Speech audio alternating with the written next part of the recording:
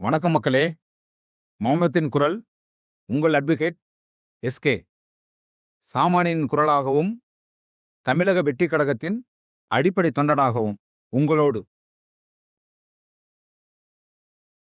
2000 ஆண்டு வாக்குல இந்த சேட்டலைட்டோட ஆதிக்கம் தொடங்குது. சேட்டலைட் டிவிகளோட ஆதிக்கம் தொடங்குது. அப்போ பார்த்தீங்க அப்படின்னா, இந்த சன் டிவிக்காரன் பாருங்க. இவன் தான் ஃபர்ஸ்ட் கொண்டாடுறான். பிரைவேட் சேனல்ல நியூஸ் சேனல்னு கொண்டாடுறான். உள்ளார கொண்டாடுறான். நியூஸ் சேனலை கொண்டாந்தா ஃபர்ஸ்ட் நியூஸா சொன்னான். அடுத்து நியூஸை திணிச்சான். மக்களும் என்ன பண்ணுவாங்க அப்படின்னா, காலைல 8 மணியே ஆச்சுன்னா டீயை போட்டு உட்காந்துறாங்க. என்ன சொல்றான் அப்படின்ட்டு கேட்டுக்கிட்டு இருந்தான். அப்புறம் என்ன பண்ண ஆரம்பிச்சானா, மக்களை திசை திருப்பும் சேனலா ஆக்கினான். எப்படின்னா, சொல்றதான் நியூஸ். அவன் நடந்துச்சுன்னா அது அங்க நடந்துருச்சு. நடக்கலன்னா அங்க நடக்கல. நடந்துச்சுன்னு சொன்ன விஷயம் நடக்காம போயிடுச்சுன்னா இவங்க தான் ஆள வச்சு அதை நடக்க வச்சிருவாங்க. அந்த காலகட்டத்தில் பார்த்தீங்கன்னா, மக்கள் புறக்கணிக்க இல்ல. வாங்கி படிப்பாங்க. எப்பயும் படிப்பாங்க, எப்போதும் படிப்பாங்க. அதெல்லாம் படிச்சுட்டு தான் இருந்தாங்க. ஆனா, அறிவியல் வளர்ச்சியில இதெல்லாம் புறத்தள்ளப்படுது எல்லாமே. படிக்கிற விஷயங்கிறது கம்மியாயிடுது. கேட்கிற விஷயங்கள் அதிகமாகுது. கேட்டா போதும்டா அப்படிங்கிற விஷயங்கள் அதிகமாகுது. பார்த்தா போதும்டா அப்படிங்கிற விஷயங்கள் அதிகமாகுது. படிக்கிறங்கிற ஒரு விஷயத்த அவங்க விரும்பவே கிடையாது. இதை யாரு சாதகமா பயன்படுத்துறா? இந்த ஊடகக்காரங்க சாதகமா பயன்படுத்த ஆரம்பிச்சுட்டாங்க. சரிடா, மக்கள் படிக்கலாம் மாட்டேங்கிறாங்க. சும்மா அவங்கள்ட்ட சொல்லி, அதுக்கு ஒரு விஷுவலா ஒரு எஃபெக்ட்ட குடுத்துட்டோம் அப்படின்னா, மக்கள நம்ப வச்சிடலாங்கிற ஒரு முடிவுக்கு வராங்க. இந்த தினகரன் இருக்கான் பாருங்க. இப்ப நடத்துறது. அப்ப முன்னாடி கந்தசாமி நடத்திட்டு இருந்தாரு. அந்த தினகரன சொல்லல. இப்ப நடத்துறான் பாருங்க. சம் குழுமம். 1 நம்பர் டுபாக்கோ குழுமம். அடிச்சுட்டாங்க பார்த்தீங்களா அண்ணன் தம்பிக்குள்ள. வச்சான் ஓங்க குத்தாச்சான். கலாநிதி மாறன், தயாநிதி மாறனுக்கு. வெளியில வழி தெரியாம அழுதான். அதுதான் உள்ள அழுகையிலே பெரிய அழுகை. என்ன பண்ணாங்க அப்படின்னா, 2006 காலகட்டத்தில என்ன பண்றாங்க அப்படின்னா, இவன் பத்திரிக்கையே எழுதுறான். திமுகவின் அடுத்த அரசியல் வாரிசு யார்? அப்படின்னு கருத்து கணிப்பு. கருத்து கணிப்புன்னு நீங்க நினைச்சிடாதீங்க. ரொம்ப இதா இந்த இப்ப நம்ம எலக்ஷன்ல பண்ணாங்கல்ல. நம்ம முடிஞ்சிச்சுல்ல. 2026 சட்டமன்ற எலக்ஷன் முடிஞ்சிச்சுல்ல. தமிழ்நாட்டுல உள்ளது பார்த்தீங்கன்னா, 75,000 வாக்குச்சாவடி. மொத்த வாக்குச்சாவடி. தேர்தலுக்கு பின் உள்ள ஒரு கருத்து கணிப்புன்னு போடுறோம். அப்ப அவன் மொத்தம் எத்தன பேர்ட்ட அதுக்கு ஒரு வாக்குச்சாவடி ஒருத்தன்ட்டயாவது கேட்டுருக்கணும்ல. யார் போட்டு போட்டான்னு. கேட்டதெல்லாம் 250 பேர், 300 பேர்த்தையும் கேட்டுட்டு, அது எல்லா பேத்துக்கும் தினத்தந்தி, எல்லா தினகரன், அதே மாரி வச்சிருக்க மீடியா இருக்குல்ல, தினத்தந்தி மீடியாஸ் சேனல்ஸ் வச்சிருக்காயிரம்.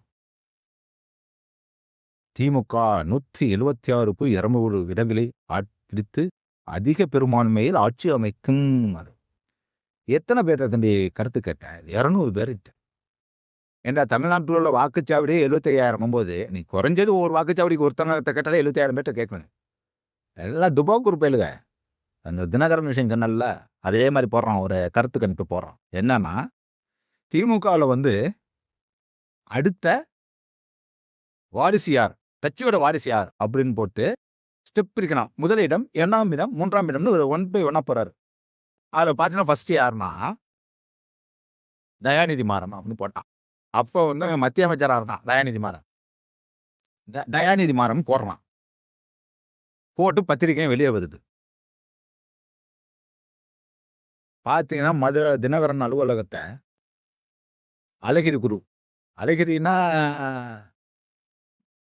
முன்னாள் முதலமைச்சர் ஸ்டாலினோட அண்ணன். அழகிரி என்ன பண்றாருன்னா, கருத்து கணிப்பு எல்லாம் நுழைஞ்சான். ஏன்னா குண்டாஸ் எல்லாமே மதுரை குண்டாஸ் எல்லாமே அவன் கண்ட்ரோல்ல. உள்ள நுழைஞ்சு என்ன பண்றான்னா, அடிக்கிறான். தினகரன் ஆபீஸ அடிச்சு பேப்பரா வேலை செஞ்சாங்க. என்ன அடிப்படை வேலை செஞ்சாங்க. 3 பேரை வச்சு கொளுத்துனாய்ங்க. என்ன ஒரு கருத்து கணிப்புக்கு 3 உயிர். இதுவரை அவங்களுக்கு நீதி கிடைக்கல. கேட்டா பேப்பர் எரிஞ்சு இருந்துச்சு. அதில போய் இவங்க குதிச்சாங்கன்னு சொல்லுவாங்க இவங்க. ஏன்னா அவன்கிட்ட மீடியா இருக்கே. என்ன வேணாலும் எழுதுவான். அங்க நாங்க பழைய பேப்பர்லாம் போட்டு கொளுத்திக்கிட்டு இருந்தோம். அதில போய் இவங்க குதிச்சுட்டாங்கன்னு சொல்லுவாங்க. இன்னும் அவங்களுக்கு நீதி கிடைக்கல. அந்த குடும்பத்துக்கு அந்த கரெக்ட்டான அந்த நிவாரணமும் அவங்க குடுக்க கிடையாது. இவன்ட்ட வேலை செஞ்சவங்க தானே இவங்க. நீங்க குடுக்கலாம்ல. நீங்க வச்சிருக்கல இத்தன கோடி வச்சிருக்கீல. நீ உழைச்சு சம்பாரிச்சது அதெல்லாம். இன்னைக்கு போய் உன் மக கை தட்டிட்டு இருக்கா. ஷின் பண்ணிட்டு இருக்கா உட்கார்ந்துகிட்டு. சன்ரைஸ் ஹைதராபாத் அப்படின்ட்டு. எங்கேருந்து வந்துச்சு இந்த காசெல்லாம்? உங்க அப்பா போய் முரசொலி மாறன் சம்பாரிச்சு குடுத்துட்டு போனாரா? எல்லாம் அந்த மக்கள்ட்டேருந்து, மக்களோட உரிமையிலேருந்து திருடப்பட்ட காசு எல்லாமே. நாங்க எங்க திருடுனோம்? இந்த இயற்கை வளங்கள கொள்ளடிக்கணும். உன்னைய பத்தி நான் நியூஸ் போட்டுருவேன் அப்படின்னா, அவன் குடுப்பான்டா உங்கள்ட்ட காச. நீங்க தான் நடுநிலைவாதி. பத்திரிக்கையாளர், மீடியா. இத சொல்லுவாய்ங்க. இத இட்லின்னு சொன்னா சட்னியோட கம்பாது அப்படின்ட்டு. அது மாரி நடுநிலைவாதிகள் நீங்க எல்லாம். அடுத்த காலகட்டங்கிறது, இந்த இயற்கை வளங்கள வந்து கொஞ்சம் கொஞ்சமா முன்னாடி சுரண்டிக்கிட்டு இருந்தாய்ங்க. அவன் தேவைக்கு எடுத்துப்பான். இப்ப மணலு அப்படின்னா, ஆத்துல உள்ள மண்ணு வீடு கட்டுறதுக்கு அவன் தேவைக்கு எடுத்துட்டு இருந்தான். ஒரு கல்லு வேணும் அப்படின்னா, பாறைய இது பண்ணி வீட்டுக்கு தேவையானத அவங்க யூஸ் பண்ணிக்கிட்டு இருந்தாங்க. அன்னைக்கு ஒரு பெரிய விஷயமா இல்ல. ஒரு வீடு கட்டுறதுக்கு 2 மரம் வேணும் அப்படின்னா வெட்டிக்கிட்டாங்க. ஆனா, தமிழ்நாட்டுல உள்ள இயற்கை வளங்கள் இருக்கு பார்த்தீங்களா? இதெல்லாம் கொள்ளையடிக்கிற ஒரு குரூப் உருவாகுது. இந்த கொள்ளையடிக்கிற குரூப்புக்கு பார்த்தீங்க அப்படின்னா, உறுதுணை வந்து அரசியல்வாதி. ஏன்னா டெண்டர்ன்னு போட்டு குடுத்துருவான். ஆனா டெண்டர் போடும்போது தெளிவா எழுதுவான். இத்தன அடிக்கு மேல நீ தோண்டக்கூடாது, இத்தன அடிக்கு மேல வைக்கக்கூடாதுன்னு எழுதுவான். ஆனா இவங்க பண்ற எல்லா அயோக்கியத்தனமும் பார்த்தீங்க அப்படின்னா, இந்த இருக்கான் மதுரையில ஒருத்தன் இருப்பான். டிஆர்பி அப்படின்னு. அன்னைக்கு மதுரை கலெக்டர் அந்த சகாயம் ஐஏஎஸ் அவன் மேல கனிம வள கொள்ளை அப்படின்னு ஒரு வழக்கே வந்து போட்டார். அன்னைக்கு அரசுக்கான ஏற்படுத்தின இழப்பீடு எவ்வளவு தெரியுங்களா? அன்னைய காலகட்டத்தில 56,000 கோடி. ஆனா அன்னைக்கு வந்து ஆட்சியாளர் எல்லாம் சரி பண்ணிட்டான். இந்த ஊடகத்துறை இருக்கான் பாருங்க. இந்த விஷயத்த ஒரு விஷயமா வெளில கொண்டு வந்து மக்கள்ட்ட அவன் சொல்லவே கிடையாது. அப்படியே மறைச்சுட்டான். டிஆர்பி கிட்ட நீங்க காச வாங்கிக்கிட்டு மொத்தமா மறைச்சுட்டாங்க. அதுல போராடுனது அந்த நேர்மையான அதிகாரி சகாயம் ஐஏஎஸ் மட்டுமா. இன்னும் வழக்கு வந்து கோர்ட்ல நிலுவையில இருக்கு. அது ஒரு பார்ட். அதுக்கப்புறம் பார்த்தீங்கன்னா, ஒரு ஃபேஷன் வந்துச்சு. எவன் கருப்பு பணம் வச்சிருக்கானோ, எவன் கருப்பு பணத்த வந்து ஸ்டோரேஜ் பண்ண முடியாம திணறிட்டு இருக்கானோ, இவனுக்கெல்லாம் ஒரு ஐடியா வந்துச்சு. என்னன்னா, சேனல் ஆரம்பிச்சான் அவன். பார்த்தீங்கன்னா, அதுக்கப்புறம் தான் நியூஸ் சேனல் பார்த்தீங்கன்னா, தமிழ்நாட்டுல வந்து அத்தன சேனல். முன்னாடி பார்த்தீங்கன்னா, அரசு ஒளிபரப்புற ஒரு சேனல் மட்டும் தான் மக்கள் பார்ப்பாங்க. அதே மாரி அவங்களுக்கு செய்தி தொடர்பு அப்படின்னு பார்த்தீங்கன்னா, வானிலையில ஆல் இண்டியா ரேடியோல கிடைக்கிற செய்திய வச்சு தான் அவங்க வந்துரணும். நடுநிலையா இருக்கும். அதெல்லாம் நடுநிலையா இருக்கும்.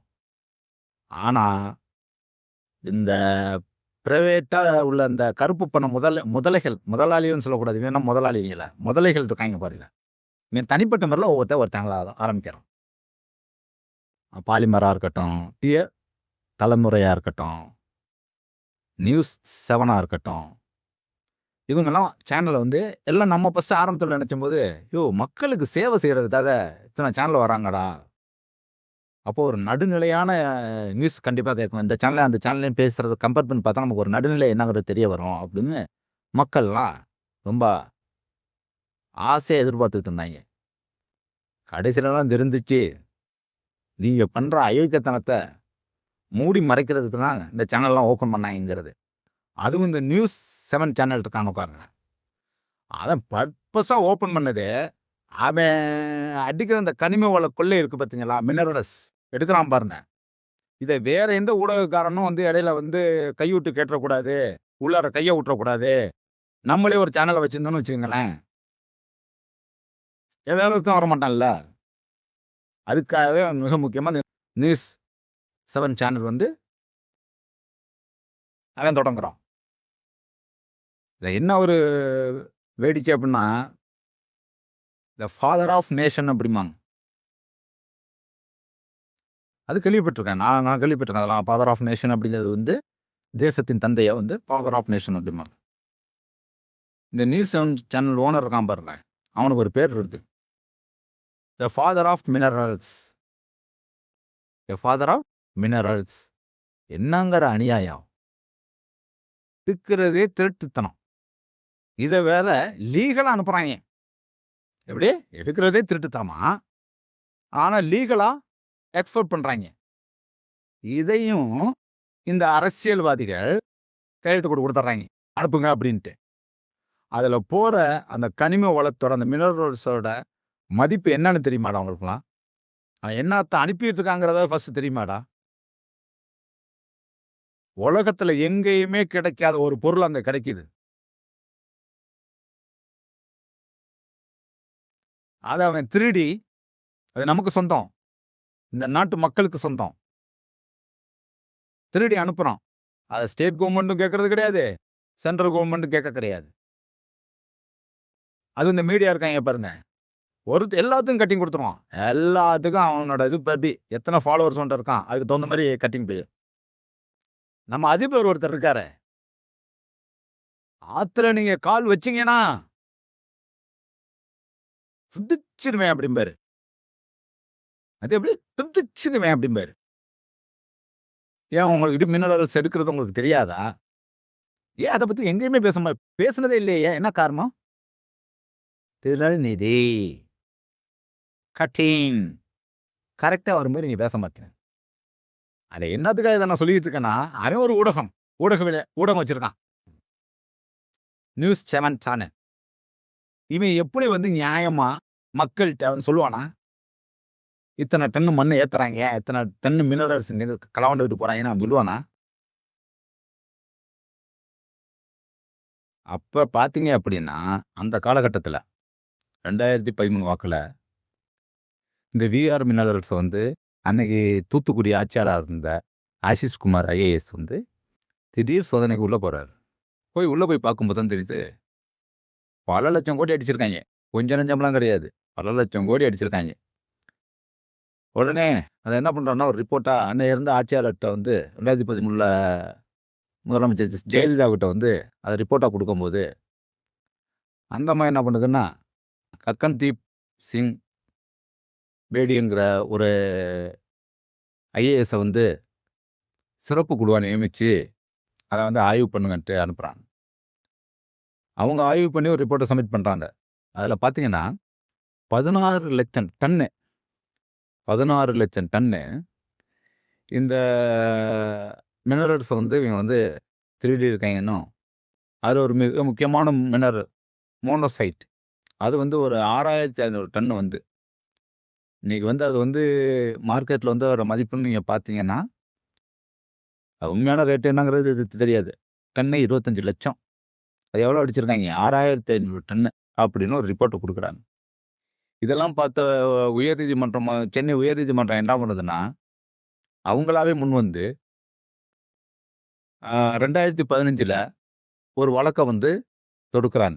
இந்த நிறுவனத்து மேல, இந்த கனிம ஊழல் செய்றவங்க மேல டபிள்யூபி நம்பர் 1592/2015ன்னு வழக்க தொடுக்குறாங்க.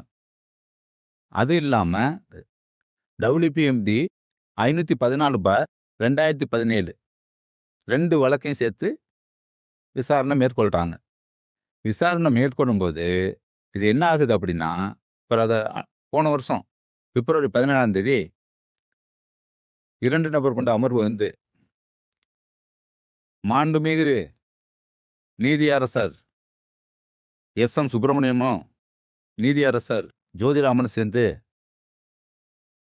ஒரு தீர்ப்ப வழங்குறாங்க. இது நடந்தது வந்து பிப்ரவரி 17, 2025ல ஜட்ஜ்மெண்ட்ட குடுக்குறாங்க. அந்த ஜட்ஜ்மெண்ட்ல அவங்க வந்து அவங்க தெளிவா என்ன சொல்றாங்கன்னா, இந்த கனிம வள ஊழல் அப்படிங்கிறது ஒரு சமுதாயத்தோட சீர்கேடுன்னே எழுதியிருக்காங்க. ஒரு சமுதாயத்தோட கட்டமைப்புல மிக மோசமான சீர்கேடுன்னு ஜட்ஜ்மெண்ட்டே குடுத்துருக்காங்க. யார் மேலனா, இந்த நியூஸ் 7 சேனலோட நிறுவனர் மீதே குடுத்துருக்காங்க. ஆனா, இந்த விஷயத்த எந்த ஊடகங்களும் வெளில கொண்டு வரல. ஏன் கொண்டு வரல? அதத்தான் முதல்லயே சொன்னேன். இவிங்களே வந்து பண்ற அயோக்கியத்தனம் பண்றவங்க எல்லாமே ஒவ்வொரு நியூஸ் சேனல் வச்சுக்கிட்டு, இவிங்க பண்ற அயோக்கியத்தனத்த வேற எவனும் வந்து வெளில கொண்டாந்துறக்கூடாது. வந்தான்னாலும் அவனுக்கு ஒரு கட்டிங்க குடுத்து முடிச்சிடுறது. இதுக்கப்புறம் வந்து பார்த்தீங்கன்னா, இப்ப வந்து மத்திய அரசு வந்து அந்த தாதுக்கள எடுக்கக்கூடாது. இந்த மினரல்ஸ வந்து வெளிநாட்டுக்கு ஏற்றுமதி பண்ணக்கூடாது. அதுல பல சட்டதிட்டங்கள் போட்டுட்டு, ஆனா இந்தந்த வழியில வந்து ஏற்றுமதி பண்ணலாம். அவன்லாம் வந்து பார்த்தீங்கன்னா, வளர்ந்துன்னு கொட்ட போட்டவய்ங்க. அதுல ஒரு ரிக் வைக்கிறாங்க. நீ இந்த வழியில நீங்க அத ஏற்றுமதி பண்ணலாம் அப்படிங்கும்போது, அதுக்கான சோர்ஸ ரெடி பண்ணிட்டாய்ங்க. எப்படி கொண்டு போணும், வெளில கொண்டு போணும் அப்படின்ட்டு. ஆனா, இத எந்த ஊடகங்களும் வெளியில கொண்டுட்டு வரமாட்டாங்க. அதே மாரி இந்த பத்திரிக்கையாளர்கள் இருக்காங்க பாருங்க. மீடியாஸ். இன்னைக்கு எங்கெங்க என்னென்ன தப்பு நடக்குது? எங்கெங்க எந்தெந்த கனிம வளத்த கொள்ளையடிக்கிறாய்ங்க? எங்கெங்க மினரல்ஸ் திருடப்படுது? எல்லாமே போலீஸ்காரங்களுக்கு தெரியுதோ இல்லையோ, பத்திரிக்கையாளர்களுக்கு எல்லாமே தெரியும்.